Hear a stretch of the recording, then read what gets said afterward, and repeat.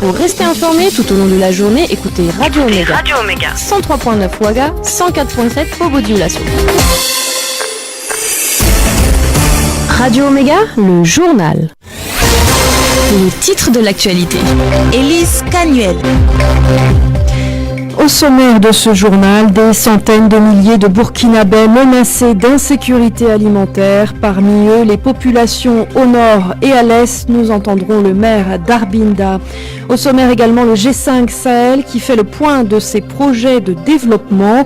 G5 Sahel toujours, notre invité est Moumouni Diala, président du réseau des jeunes du G5 Sahel créé hier. Une interview à suivre après ce journal. Et puis, les enseignants suspendent les évaluations et annoncent des sit-ins en mai à l'international. Le Bénin est à l'avant-veille des législatives. Elles se tiendront sans l'opposition. Voilà pour le sommaire. Bonsoir et bienvenue sur Radio Omega.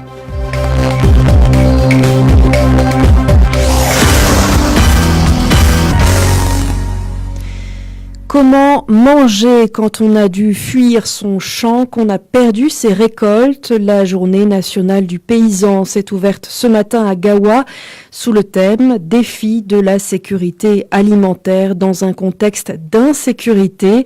C'était en présence du président du Faso. Écoutons Roch Kaboré au micro de notre envoyé spécial Moumouni Yaro.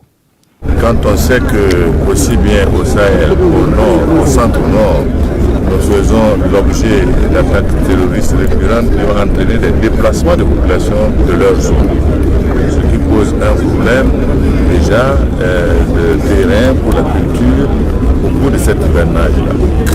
Je voudrais dire en tout cas que nous essayons de faire le maximum avec les forces de défense et de sécurité de façon à faire en sorte que nous puissions faire reculer ce danger autour de nos frontières de manière à permettre à ces populations de pouvoir regagner leur territoire et de pouvoir occuper leurs champs.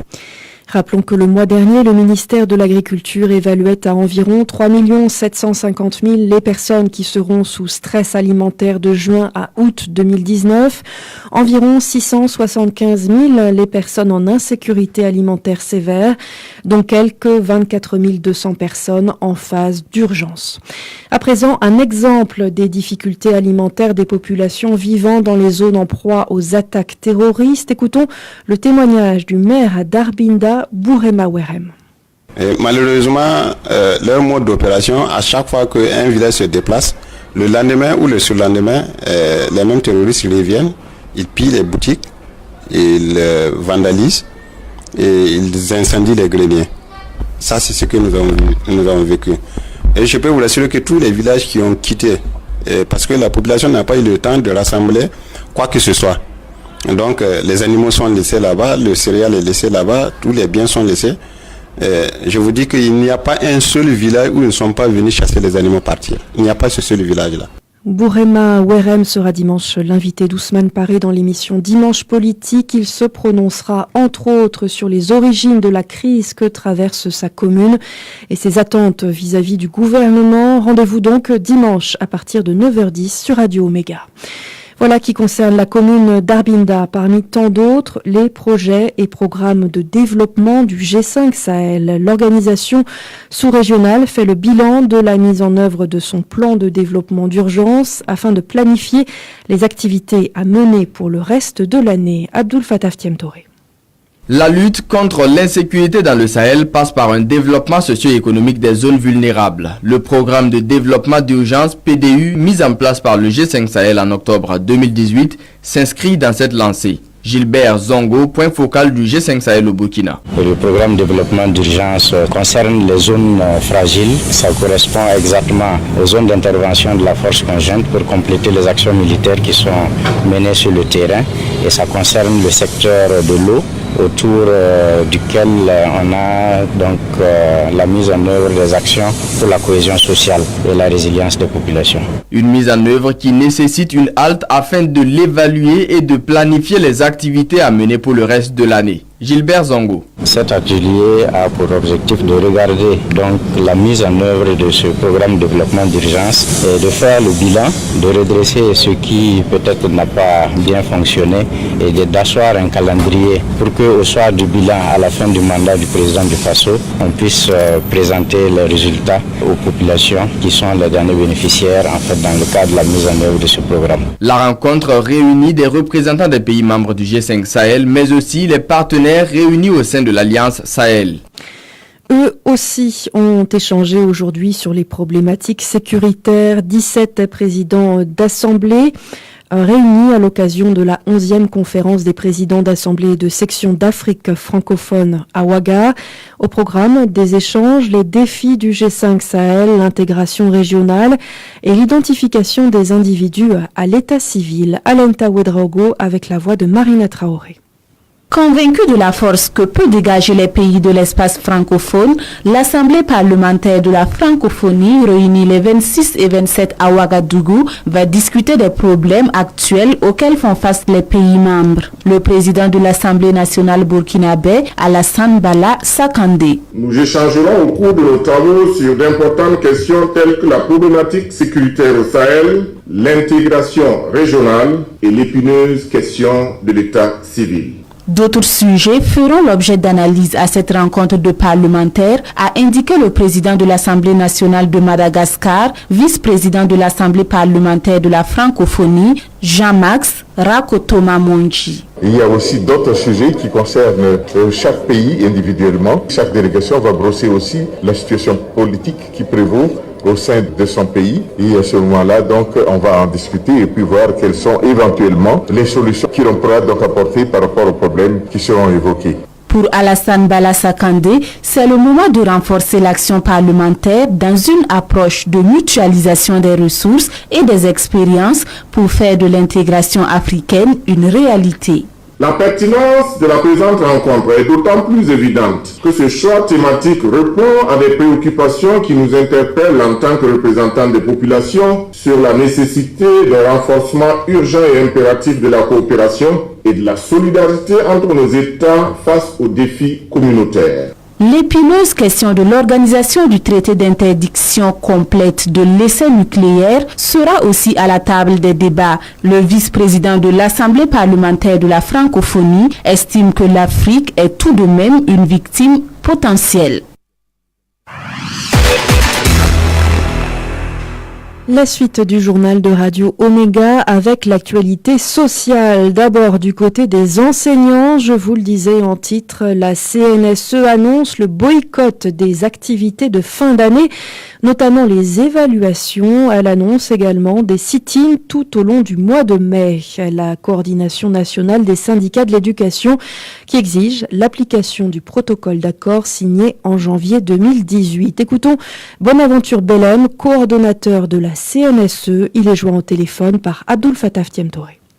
Il y a essentiellement deux mots d'ordre qui ont été lancés. Le premier mot d'ordre est relatif à la non-finalisation de l'année scolaire en cours. Et pour opérationnaliser ce mot d'ordre, nous entendons boycotter à partir de ce 26 avril 2019 toute forme d'évaluation, tout processus de composition au primaire, l'essai de calcul de moyenne du troisième trimestre, toutes les activités de remplissage des bulletins de fin d'année, la tenue des conseils de fin d'année, la transmission de toute note d'évaluation et la transmission de tout courrier administratif pour le reste de l'année jusqu'à ce que les engagements que le gouvernement a pris avec nous puissent être opérationnalisés. C'est également l'organisation de sit-ins dans toutes les administrations publiques en lien avec l'éducation et la recherche, de 8h à 11h, aussi bien dans les services que dans les établissements. Les activités de boycott et de sit-in interviendront à partir du mois de mai. Eux sont en grève depuis ce matin. Les forestiers, ils protestent contre le déclassement de la forêt classée de Koua par les autorités communales de Bobo pour construire un hôpital. Ils demandent aussi l'adoption du statut du personnel du cadre paramilitaire des eaux et forêts. Le syndicat national des travailleurs de l'environnement a invité à suspendre toutes les activités. Actualité sociale et justice, la grève des avocats s'achève aujourd'hui. Ils avaient annoncé une marche lundi prochain, mais la tenue de cette marche dépendra de la suite des mouvements d'humeur des GSP et greffiers. En effet, 2 décrets ont été adoptés mercredi en Conseil des ministres. Ils portent sur le reclassement indiciaire du personnel de la GSP et du corps des greffiers. Il n'y a pas eu d'audience dans le procès du putsch cette semaine du fait de cette grève des avocats. Musique, qui succédera à Awaboussim? C'est ce soir que sera décerné le Koundé d'or, prestigieux trophée du meilleur artiste musicien burkinabé. 3 artistes sont nominés, Flobi, Maïlengani et Nabaloum. En attendant de connaître le nom du Koundé d'or, Romain Wanré du desk culture de Radio Omega nous propose le portrait en musique de ces artistes. Flobi, à l'état civil, Florent Belemiagri, l'un des 3 nominés du Koundé d'or 2019, est originaire de la commune d'Andemtenga dans la province de Koulitenga. King Zodan, le papa des orphelins, ou encore le Kirikou d'Afrique, s'est révélé au public avec son premier album à succès, Mamsouri, qui signifie ma voix, en 2016. Dans l'histoire de Koundé, il est l'artiste le plus titré avec un Koundé de musique moderne d'inspiration traditionnelle, un Koundé de la révélation, un Koundé de l'espoir, 3 Koundé de l'artiste le plus joué en discothèque, 3 Koundé de meilleurs clips vidéo couronnés par un Koundé d'or en 2010. En 10 ans de carrière musicale, l'artiste compte à son actif 5 albums. Il va à la conquête du Koundé d'or 2019 avec son dernier album intitulé Wakato, sorti le 30 juin passé et qui comporte 16 titres. L'une des 2 femmes en lice pour la conquête du Koundé d'or 2019, Maïlengani, est née à Koudougou et grandit en Côte d'Ivoire où elle commence ses premiers pas dans la musique en 1994 où elle a suivi des formations en théâtre et en musique à l'Institut national des arts et des actions culturelles d'Abidjan. Elle évolue dans plusieurs groupes en tant que choriste, danseuse puis chanteuse. Elle entame une carrière internationale avec le groupe Burkina Electric.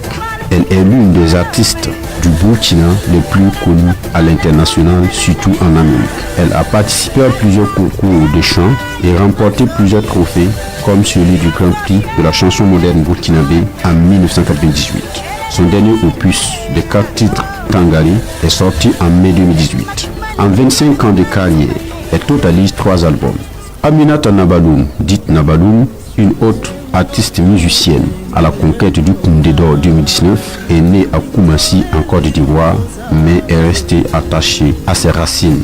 Lauréate 2016 du programme de résidence Visa pour la création de l'Institut français et Koundé de la Révélation en 2017, l'artiste a participé à plusieurs concours de chant. C'est d'ailleurs à travers l'un de ces concours qu'elle a été dénichée par son actuel producteur, en l'occurrence Alif Naba.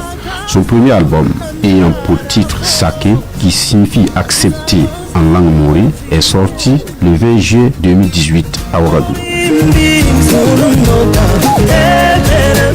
Merci à Romain Wanré. En plus du Koundé d'or, 14 autres catégories ont été retenues. Il s'agit notamment du Koundé du meilleur artiste traditionnel, du Koundé du meilleur artiste féminin, Koundé de l'artiste le plus joué en discothèque ou encore Koundé du meilleur artiste burkinabé de la diaspora. Musique toujours en bref, c'est ce soir que démarre la 26e édition de Jazz à Ouaga, ouverture à 20h30 au Senaza. Ouagadougou vibrera au rythme du jazz jusqu'au 4 mai et l'Institut français fera sa réouverture à l'occasion après plus d'1 an de fermeture. Un dernier mot avant de refermer notre page nationale. Notre reporter Moumouni Yaro a remporté aujourd'hui le 2e prix de la lutte anticorruption édition 2019 pour son reportage sur les tracasseries routières. Il avait été diffusé en février 2018. Félicitations à lui.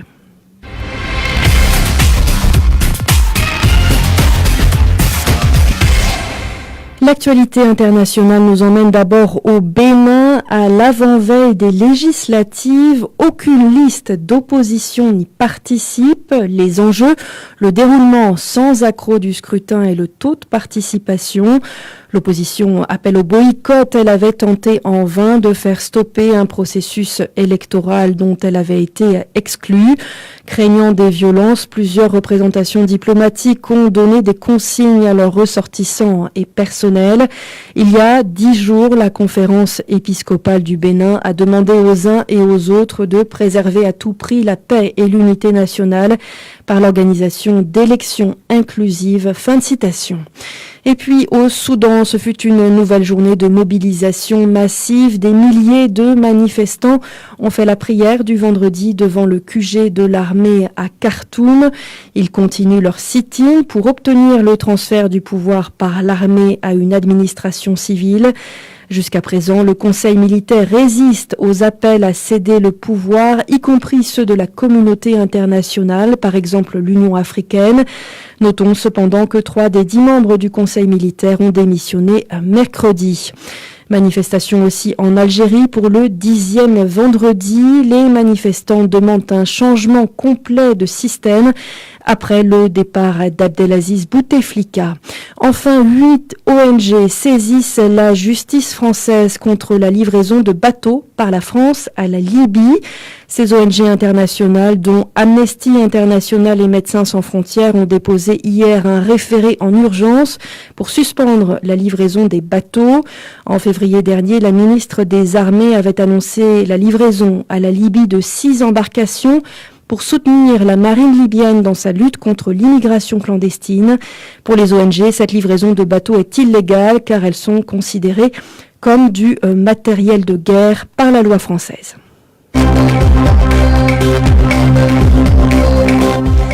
C'est ainsi que s'achève ce journal. Merci à Bourema Maga pour la mise en onde et merci à vous de nous avoir suivis. Je vous souhaite une excellente soirée, un excellent week-end à l'écoute de Radio Omega.